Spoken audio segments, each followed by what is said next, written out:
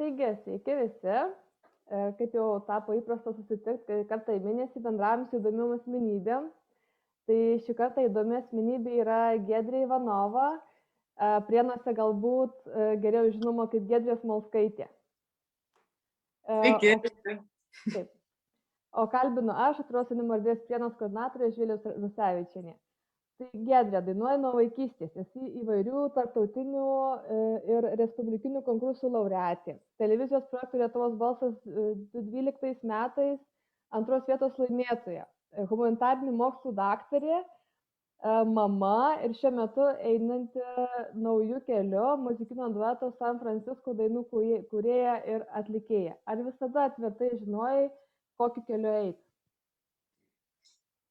Nežinau, aš kai buvau maža, tai aš atsimenu, kai manęs klausdavo, kas nors, kuo būsiu užaugus, tai aš neatsimenu, ką atsakydavo ten kitiems žmonėms, bet aš žinau, kad aš savo tėčiui visada sakydavau, kad aš pirmadieniais dainuosiu, antradieniais gal šoksiu, trečiadieniais eisiu mokyti, ten ketvirtą. Žodžiu, aš kiekvieną dieną buvau sugalvojus, ką aš darysiu, kažkokią veiklą, kuri man būdavo įdomi, nes aš nuo vaikystės jų turiu labai daug.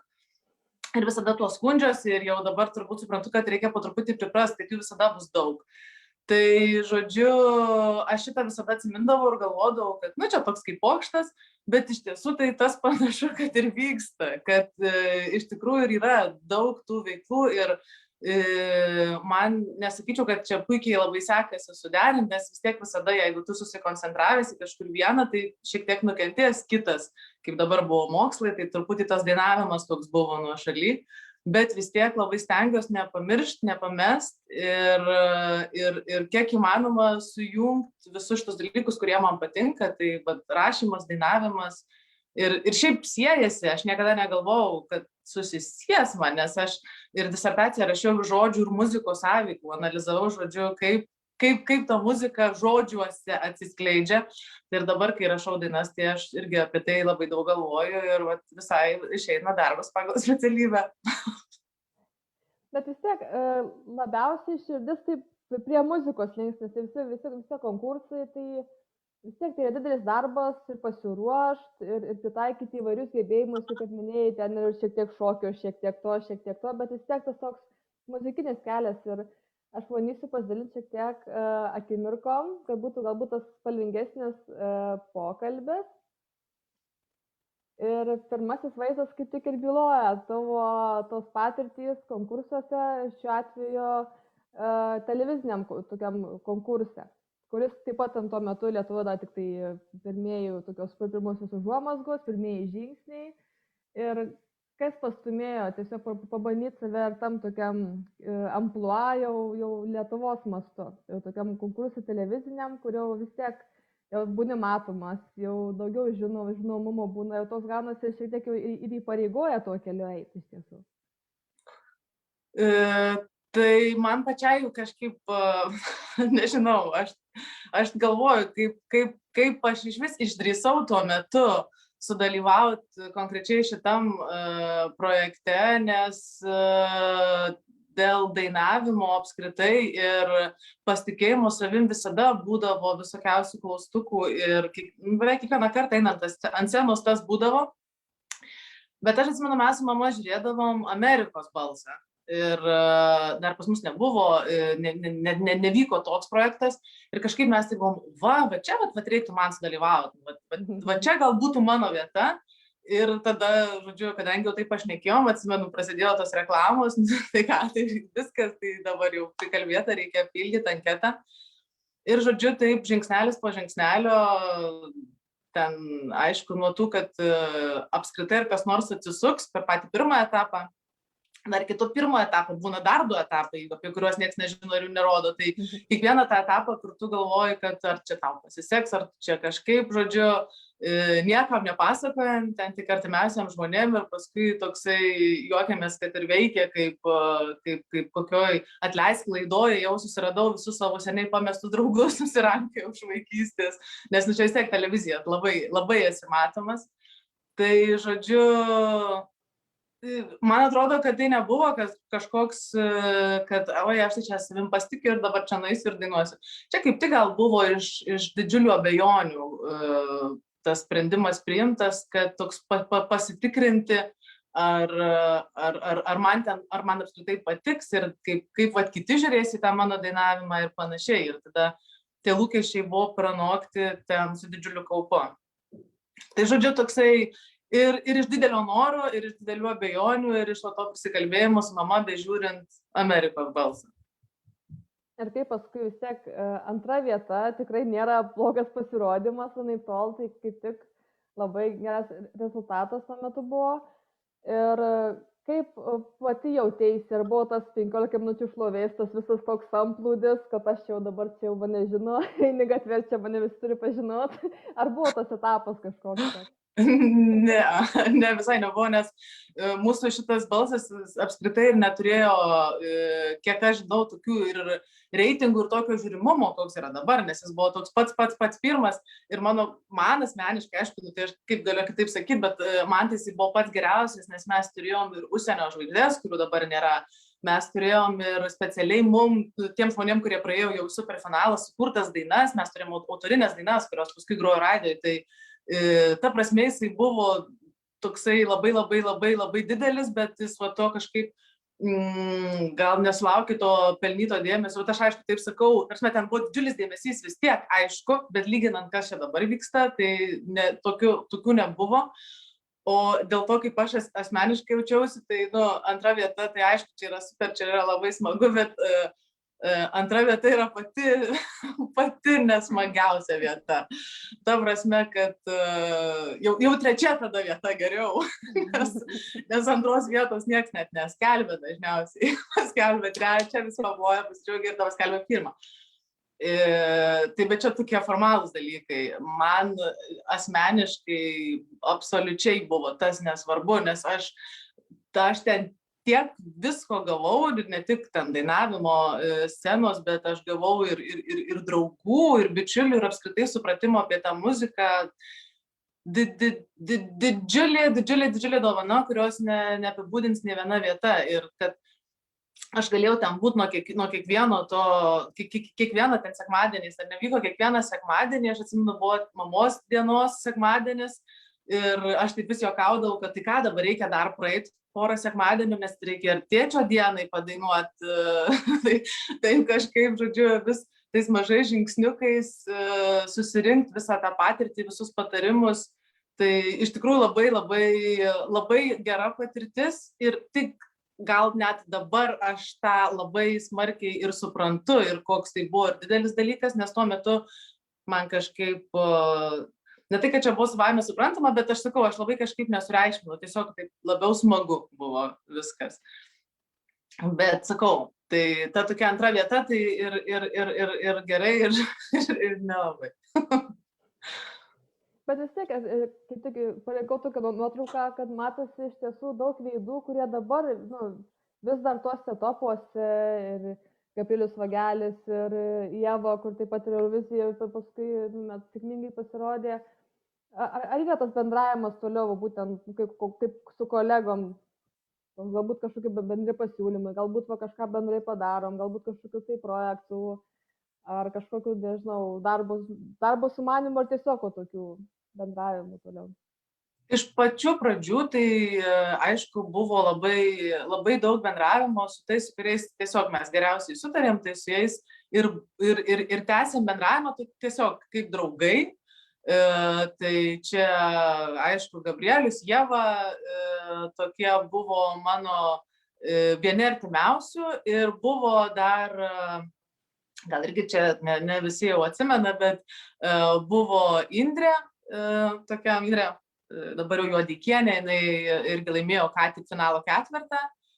Žodžiu, iš mano visi kažką, tai Indrė ir buvo Milda Martinkėnaitė, tai X Faktoriaus nugalėtoja, dabar jau X Faktoriaus nugalėtoja, mes metu dalyvavom balse, tai mes buvom tryse ilgai, visai gal, kaip ilgai, nežinau, gal kokius kelius metus mes dainavom kaip trio, turėjom kelis koncertus, visai buvo smagu, ir šiaip važinėdavom kartu su Milda, tai esam buvę Rusijoje konkurse kartu, Tai tie ryšiai tokie, gal kol to šeimos nėra, jie vis tiek būna tokie didesni, daugiau laiko praleidžiam kartu. Dabar, aišku, viskas taip sumažėjo, kas įsikraustė netgi iš Vilniaus, bet vis tiek labai smagu susitikti ir vat, pavyzdžiui, vasarą su Milda irgi susitikom po 100 metų, tai buvo labai įdomu pasikalbėti ir taip įdomu, kad praėjo jau kiek metų nuo to balso ir mes vis tiek toliau apie tą muziką kalbam, svaikstam ir labai smagu, kad pagaliau kuriam savo dainas. Man atrodo, čia yra pats svarbiausias dalykas, nes tada bent jau man tai labai to trūko, vien tik scenai dainuojant kitų dainas, kas yra labai smagu irgi įdomu ir gerai ir to reikia, bet visai kitas jausmas, kai tu gali atlikti savo dainą. Žinoma. Tai čia taip atsakiau klausimą, kad, žodžiu, anksčiau bendravom daugiau ir įvairiau, dabar taip paprašiau, bet niekada nežinai, kaip čia kas nutiks.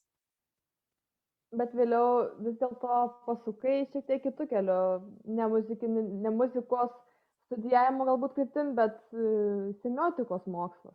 Kodėl būtent toks pasirinkimas, kodėl ne muzika? Nežinau, dabar taip atrodo, kad kodėl ne muzika jau nuo pat bakalauro buvo kažkaip ir tada galvoju, o gal reikėjo, bet esmė, kad aš turiu daug tokių aistrų ir meilių ir, ta prasme, kūrybinių mokslo prasme, mane šiaip domina daug sričių ir man atrodo, kad vis tiek taip kaip nutiko, taip turėjau būti, nes jeigu aš būčiau turbūt nuėjus muzikos keliu, man būtų tada pritrūkę vis tiek ir peno kurt, ir nežinau, skaitomų tų knygų, kurias keikiau čia paskutinius, nežinau, kiek daug metų, tų mokslinių visokių akademinių straipsnių ir panašiai, bet iš tikrųjų tai matyt, man toks buvo tuo metu poreikis, kad taip turi būti ir kažkaip aš taip visada galvojau, kad aš niekada nesustosiu, eisiu toliau, plus semiotika tai yra labai arti vis tiek tas menas, iš kitos gal pusės, iš tos analitinės tokios pusės, bet man atrodo tikrai nekenkia to žinoti, kai tu pats nori kurti ir tu iškart matai tuos sudėliojimo visokius galimus kampus ir variantus. Ir ta muzika toliau lydėjo mane, aš ten ir Eurovizijoje dalyvavau ir dar ten toliau konkursai visokie buvo, tik jinai kažkokį gavo tą kitą pavidalą, kur nebe gal televizinį, nebe tokį matomą, kas mane tikrai tenkino tuo metu. Man kažkaip visai, nebūtinai reikėjo kažkaip, kad mane ten kažkur rodytų ar dalyvauti vėl ten kažkokiuose projektuose. Tai nežinau, tokių visokių yra ir abejonių ir visko, bet šiai akimirkai tai aš aišku negaliu būti laimingesnė, nes tai semiotika man ne tik davė išsilavinimą ir šiaip puikius labai žmonės, tą akademinę bendruomenę mūsų, bet tai vyrą ten sutikau savo, su kuriuo dabar mes grįžtam į muzikos kelią ir mes ir juokiamės, kad paradoksas gyvenime, ar ne, kad aš nuėjau nuo muzikos į semiotiką. Ir dėl to aš grįžtu prie muzikos, nes ten sutikau Maksą ir mes dabar kartu kuriam. Tai taip matyt turėjo būti. Ir kuris pirmas prakalbo apie tą galimą šeiminį duetą tokį kurti? Būtent muzikos srityje. Mes kažkaip juokaudavom visą laiką, kad čia mes kažką darysim ir mes su Maksu ir darėm ir kūrėm dainas ir pagal Martinaičio eilėraščius, nes ten, pavyzdžiui, mane pakviečia ar ne ten į kažkokį paminėjimą, kažkokį renginį ir tada žinau, kad Maksas groja gitarą ir sakau, tai sukuriam savo, tai kam, ir kažką padarom savo, pagal tuo metu Martinaičio eilės ir pagal Naką dainavom, Navaką. Žodžiu, ir kažkaip Maksas tada išgirdo, kaip aš dainuoju ir jisai, žodžiu, sako, čia negerai, čia nesąmonė, čia kažką reikia daryti. Ir visai kažkaip netyčia, aš nežinau, nebuvo niekada ten tikslo, kad dabar jisai pradės išmoks kurti programuoti, vadinasi programavimas, kai tu kompiuteriu ten viską dėlioji ir kuri tą muziką, kad jis išmoks ir aš čia dainuosiu ir čia tai bus. Prasme, tokio plano nebuvo. Jisai tiesiog pradėjo bandyti ir mėginti kažkokius garsus jungti, o man visą laiką dar ir po balso, atsimenu, visi skatindavo dainuoti savo dainas. Bet man tai toks būdavo, kad nei aš čia žinau apie ką, nu man dabar čia apie belę ką dainuoti, aš nenoriu, gal net nemoku, nežinau, čia man reikėtų vis tiek kažkokio gal partnerio ar gal grupės kokios, nu ir va tokie dalykai ir tas savęs ieškojimas, kur tu nežinai nei apie ką, nei čia kokios stiliaus, nes čia visi būtinai turi žinot kažkodėl taip, nu tuo metu atrodė. Tai va, o su Maksu kažkaip jisai pradėjo dėliot, parodė man, kas jam išeina ir aš pabandžiau ten kažką uždainuoti ant viršaus ir tada supratom, kad čia tokia įdomi sintezė, nes jo klausoma muzika yra gerokai sunkesnė už mano, bet tas junginys mums patiko abiem ir tada mes supratom, kad tai čia kad reikia pabandyti tada ką nors daugiau. Tai aš net nežinau, aš nesakyčiau, kad gal iš jo buvo tas toksai impulsas pirminis, bet jisai jau čia kažkur kitur per kažkurį irgi interviu sakė, kad gal ir iš manęs, o gal iš abiejų, tai matyt, kad kažkaip vis tiek ta muzika iš abiejų mūsų norėjo išsiveržti ir kažkaip turėjau būtent šiuo metu kažkodėl tai. Na ir iš tiesų visi vystė vis dėlto į naują grupę ir naujas iššūkis ir vis tiek ir tie visi vizualiniai sprendimai ir ta pati lyrika visa sukurti visus tekstus, tiek kaip visą tai viešinti, kaip pateikti, kaip tas bendradarbiavimas su jau blogai ištart Snorre Bergerundas.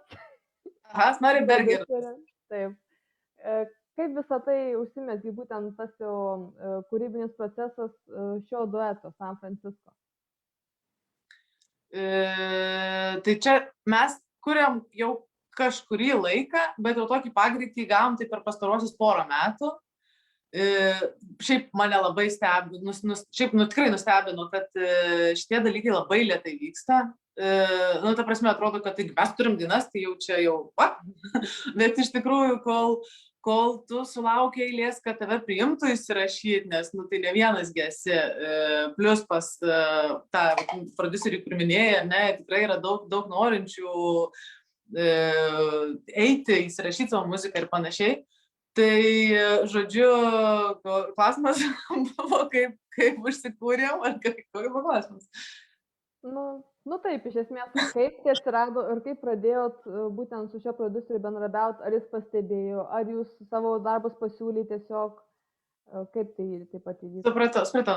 Mes, žodžiu, kai jau mes darėm, jau normaliai rimtai buvom susigalvoję, kad mes darysim grupę ir mes jau turim dainas ir nusimatę visą tokį preliminarų planą, ką pati labai teisingai sakai, kad čia ir ką veikti, ir logotipai, ir vizualai, ir visa sklaida, ir kaip tu sudėliosi tas dainas, per kokius kanalus leisi, tai čia dar toks ir svajonių lygis, nes tai ką tu žinai, ar tave tas kanalas paims ir pakės. Žodžiu, tai visi šitie dalykai buvo pas mus tik daugiau, mažiau padėlioti, pagalvoti.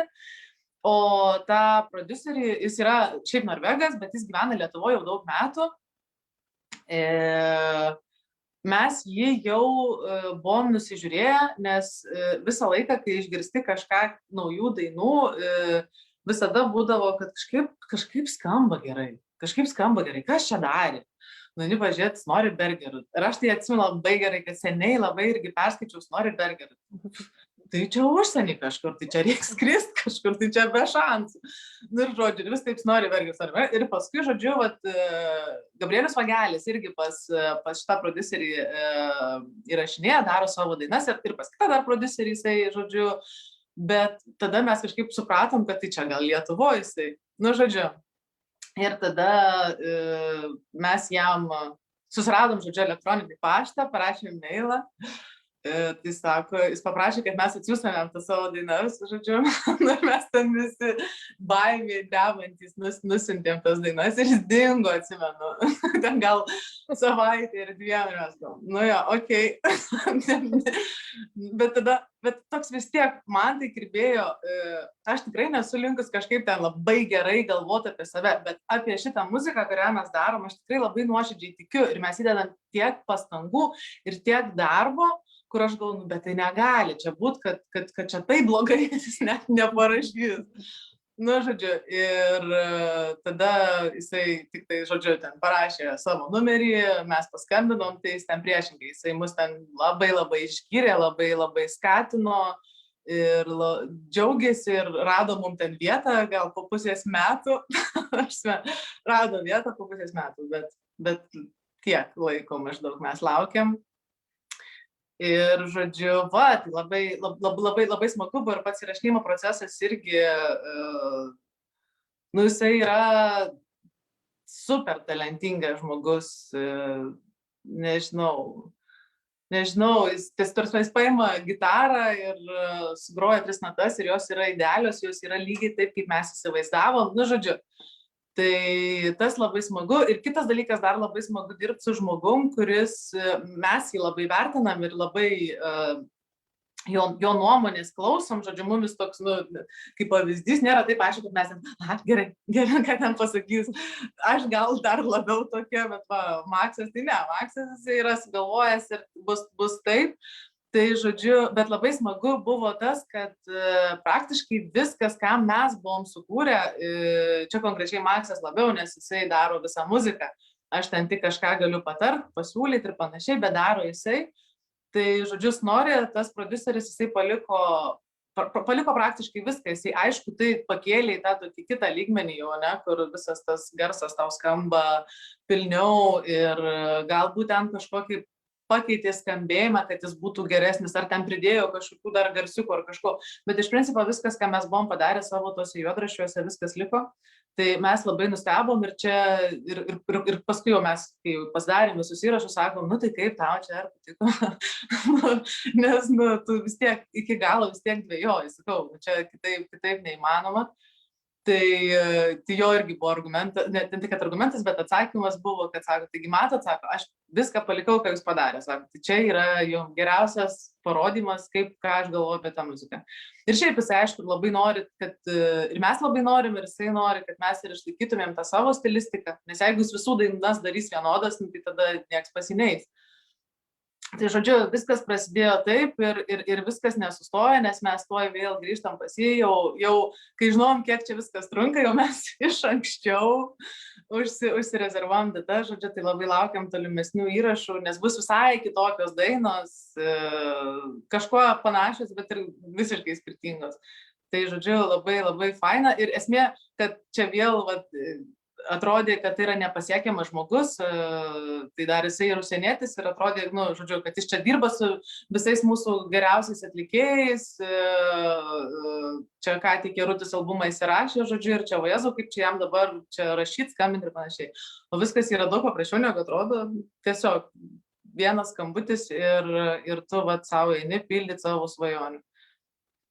Aš tiesiog kartais, kaip sakau, visi yra žmonės, kad ir kaip tai atrodo keista, kad ir kaip tai atrodo neįtikima, bet visi esam žmonės vienodai. Taip, bet tikrai. Drąsos turbūt kartais ir išdrįsti padaryti ir pabandyti ir nusivilti, tada išmokti iš to kažką ir vėl bandyti. Taip, tai nebūtinai, aišku, tai jisai kaip ir visi žmonės, ar ne, jisai gali būti ir mielas, ir nemielas. Ta prasme, irgi visoks, tai nebūtinai, kad tu vieną kartą užtaikysi ir dabar visi tokie bus. Bet iš principo tai nėra ko bandyti, nes kažkaip mes tikrai linkę visą laiką, dabar jeigu aš pasakysiu tą ir man atsakys tą, tai tada aš pasakysiu tą. Čia nesąmonė, tu niekada nežinai, ką tau pasakys. Tai pirmiausia yra toksai geriau žengtą žingsnį ir tada laukti ir tikėtis to atsakymo, negu dar metus laiko sėdėti ir tai neskambsiu, tai sakys, kad čia negerai. Žodžiu, toksai.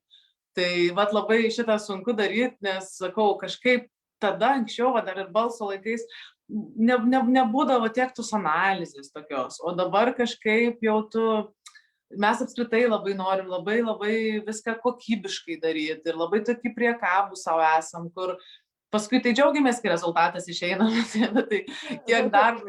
Mokslų nenuėjo veltui, savo pritaikiau. Tai ir dar supranti, kad ta graža, dar tada norisi, kad tu čia kiek darbo įdėjai ir tada tavęs klauso visa Lietuva ir visas pasaulis.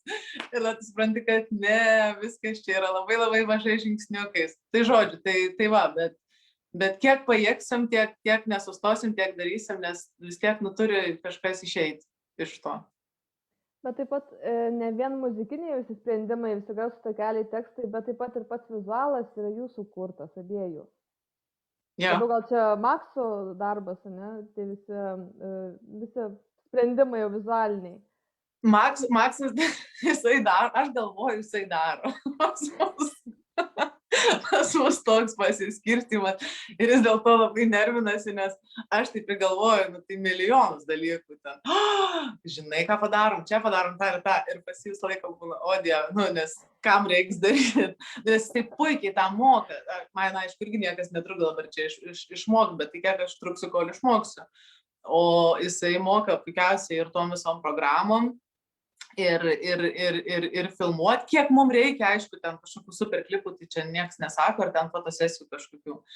Bet mes su draugais irgi šnekėjom ir kai pasakojom šitas visas pirminės šitų klipų, vizualizacijų, idėjas šitų pirmų 3 dainų, tai mes ir šnekėjom, kad viskas yra viena vertus tai ir biudžeto rėmuose, ta prasme, kad mes tiesiog neįmanoma, nes pas mus visos mūsų santaupos ir skolintos, nes jos visos yra įrašam. Ir mes neturim jokios grąžos, mes nesam kažkokie dar super koncertuojantis ir panašiai.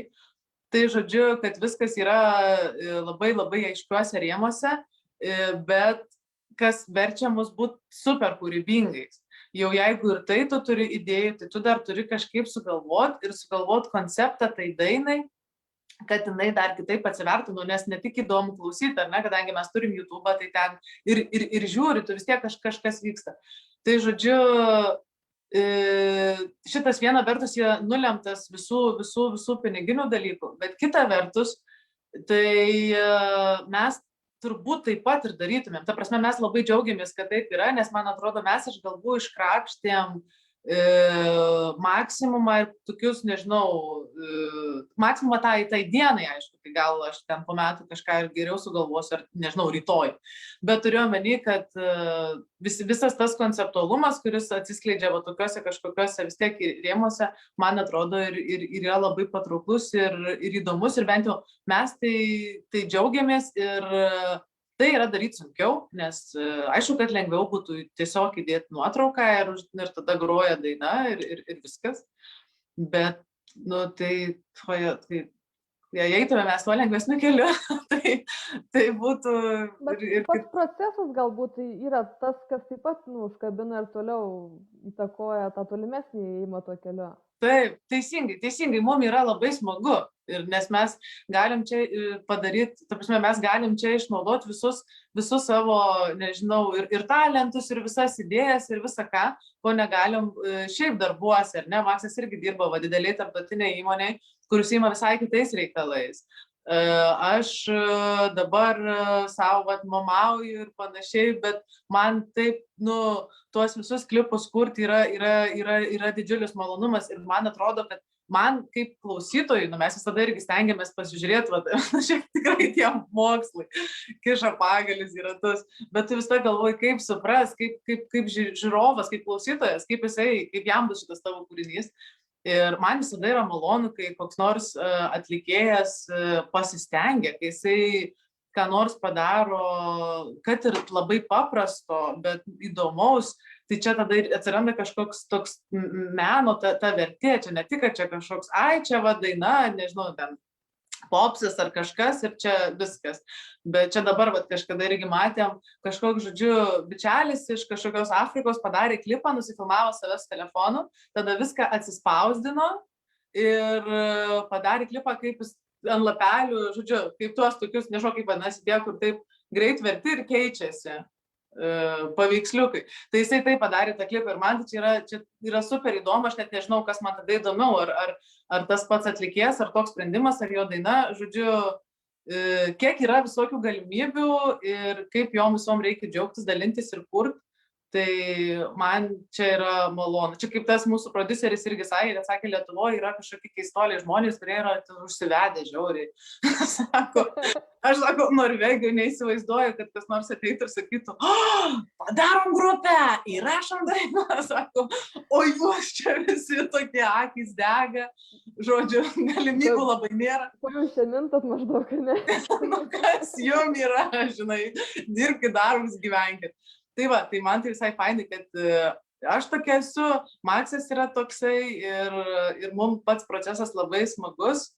Tai jau vien dėl to verta daryti ir stengtis, o man atrodo, kai tu tiek stengiasi ir darai, tai ir kitam kažkiek bus įdomu. Tačiau mes, nėra čia tikslo kažkokio, kad visiems patiktų, ne tame esmė, bet surasti savo klausytoją, kuris irgi atkreips į tai dėmesį ir vertins ir džiaugsis. O tas visas savęs pateikimas, tiek visos platformos panaudotos pagrindinės, tiek visi straipsniai, čia jūs kažkur konsultuojate su kažkuo, kaip ką daryti, ar tiesiog iš to paties analizės, pajautimo ir tiesiog savo jėgomis ką darot? Viskas mūsų jėgom. Tai yra, irgi su kita draugė konsultavausi, kuri yra dirbus viešųjų ryšių agentūroje, tai tiesiog tokių bendrų patarimų ir bendrų, ir tokių ir labai smulkių, žodžiu, kad neišeitų vėjais ten viskas, bet kad tu ten kažkiek labiau tave pastatytų ant to kelio. Bet šiaip tiek Maksas, tiek aš esam rašę pranešimų spaudai ir dirbę, jisai daug su kino projektais, aš su festivaliais muzikos ir panašiai. Tai žodžiu, kadangi mes jau sukaupę tos patirties, manau, ten nėra, nežinau, 18-20 metų, tai ta prasme, viena vertus, mes tą galim padaryti, kita vertus, kaip būtų gerai, kad kas nors kitas tą darytų. Tai čia, tikėkimės, aišku, tikėkimės tą dieną jinai ateis. Bet kol kas tai mūsų tikslas yra maksimaliai išnaudoti tiek viską save, žodžiu, išspausti visiškai, kad būtų tas rezultatas kuo didesnis. Kad mes rytoj atsikėlę sakytumėm, čia gerai pavarėm vakar. Kad nebūtų taip, kaip yra dabar, kad tai reikėjo čia seniai dainuoti, čia kodėl jau, tai čia jau prieš 5 metus buvo galima. Žodžiu, kad nebūtų tos graužaties, daryti maksimumą, spausti kiek manoma ir tikėtis, kad vieną dieną visus vadybinius ir visus dalykus nuims ir mes galėsim savo tik tai kurti ir muzikuoti. Ir taip pat norisi kartais tiesiog pabūt mama, taip. Kartais. Tai mes ir juokiamės, kad jau tai muzikai tai paroj nelabai aišku kiek likę, nes pas mane tai naktim dar aš pereinu ten per tekstus visokius, kol neužmiegu. Ir dienos metu vis tiek, tai aišku, tai mūsų dukrytė, tai jinai girdi ir muzikas visas, ir dainas visas. Dabar jau pradeda taip, ir jinai turi savo mėgstamiausią dainą, ir jinai atneša telefoną jau, kad tu ją jung. Nežinau, ta mūsų pati pirma Nice to Meet You daina, ten, kur šviesos tokios blyksi, gal jai to šviesos patinka, bet žodžiu, jinai šoka, dainuoja su to telefonu. Tai aš tai sakau, viena vertus, aš pasižiūriu į ją ir tada atrodo, Dieve, ką aš čia darau, aš tiesiog noriu visą laiką būti ir žiūrėti tave ir būti su tavim, būti tau ir panašiai. O kita vertus, ta pati mintis taip suskyla, kad aš noriu kalnus dėl tavęs nuversti, aš viską noriu padaryti dėl tavęs. Čia turbūt supranta visi, ne, kas turi vaikų, tą tokį jausmą ir tą didžiulę motivaciją. Ir aš tai esu tikra, kad jos gimimas buvo didžiausias taškas ir spyris, motivacija, inspiracija, aš nežinau kas, nuo ko viskas prasidėjo, nes man atrodo, šita drąsa, jinai ir ateina su to mažu žmogeliuku, man atrodo, kad mes gimėm kaip tėvai, bet mes iš karto gimėm ir kaip tie kūrėjai, sukūrėm žmogų. Ir nuo to viskas prasidėjo, tai ta labai labai rimta vaga. Iš tiesų duoda kažkokio tai tokio postumio, kad kartais atrodo mažiau viskas baisu, dar drąsiau kažkaip bandyti, kažkaip iš tiesų pritarčiau tam. Jo, ir dar tas laiko neturėjimas, kiek duoda laiko, ne, tas paradoksas toksai, kiek anksčiau buvo laiko, ta prasme, tu tam, nežinau, namus tvarkytis gali dieną. Dabar tu jai turi tą pusvalanduką, ten čiuk greitai viską sulakstei ir viskas. Kitas visiškai laiko pajutimas, bet tai yra didžiulė disciplina. Nu, ta prasme, kad, pavyzdžiui, mums iš karto labai aišku, aš iš karto viską planuoju prie miegų, ten mailo atrašymas, išsiuntimas, kažkas, ten einu vaikščiot lauke su ausinėm, niūniuoju, dainuoju, nesvarbu, kas girdi, negirdi, man tai mano, kaip čia, repeticijų salė tokia. Ta prasme, tai laiko neturėjimas davė tiek laiko, kiek, sakau, irgi turbūt supras irgi tik tie, kas nu, nėra kitos išeities. Nu, tai toks galimybių praplėtimas. O kaip kartu dalinatės būtent ir šiuo projektu? Su laiko pasiskirstymus, tiek ir tas bendras kūrimas ir grupės, bendra buitis, bendras viskas irgi toks neįsisuka to tokia rutina ir aplamai tas pasiskirstymas galbūt yra, tas nuoseklumas kažkoks, ar taip pagal pajautimą viskas. Tai gal šiaip šiokiom dienom, tai aš daugiau jau čia prisiimu šito, bet net ir tai dabar yra, kai karantinas, o ne tęsiasi labai ilgai, tai Maksas irgi dirba iš namų, tai, nu ten, kai tas yra pasakymas, kad vyras padeda, tai man labai nepatinka ir aš čia, kaip jis padėt gali, čia mes kartu turim daryti.